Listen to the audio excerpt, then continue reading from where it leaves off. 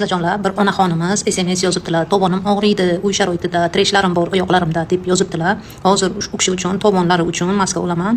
Yaqinroq kelinglar qizlarjonlar, obuna bo'lmaganlar obuna bo'lib, like bosinglar. Tovoni yorilgan qizlarga, onaxonlarga, kelinlarga, uchastka hovlida yashaydiganlarni oyoqlari mana shunaqa yozda quriydi, tresh bo'ladi, yoriladi qizlarjonlar. O'shalar uchun SMSlarni ko'rib o'zim ko'p kishidan tovon haqida SMS kelgani uchun yana shunaqa maska olishni xohladim qizlarjonlar. Bizga ketadigan mana shu 3 ta mahsulot bilan aptekada uchalasi ham bor qizlar. Levomikol og'riqlarni oladi, metil uratil qizlarjonlar, tovon treshlarini, tovon qurishlarini oladi qizlarjonlar. Glitserin namlantirib beradi. Mana shu 3 tasini qo'shib tovonimizga surtamiz. Keyin strechmi, oddiy paketmi, o'shani kiyib, naski kiyamiz onajonlar, onaxonlar uchun bu maskam.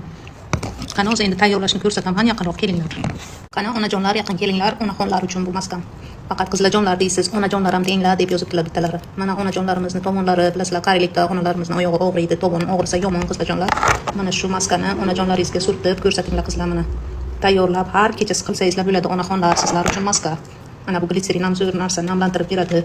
Oyog'imizni hovlida supurib, suv sepib, shunday suv to'kib yurasizlar qizlarjonlar yana. Oyoqlaringizni artmasdan quritasizlar. Mana shundan treshlar kelib chiqadi, qurishlar boshlanadi.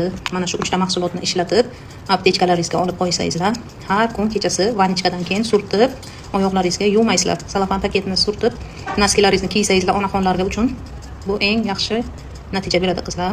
Onajonlar, shu tovonlaringizga surtasizlar mana shunday. Yaxshilab qo'l bilan massaj qilib oyoqlaringizni, endi oyoqqa o'z ko'rsata olmayman, men ishgaligim sabab, mana shunday qilib surtib olamiz. Yuvmanglar buni. Mana o'zi oyoqlarimiz tortib oladi. Onajonlarimizga yuborib qo'yinglar bu maskani qizlar. Buni mana shunday sharoit, uy sharoitida mana shunday taxlab qo'ysangizlar, bu turadi. Og'zini yopib, bir idishga olib qo'ysangizlar, har kechasi ishlatasizlar qizlar.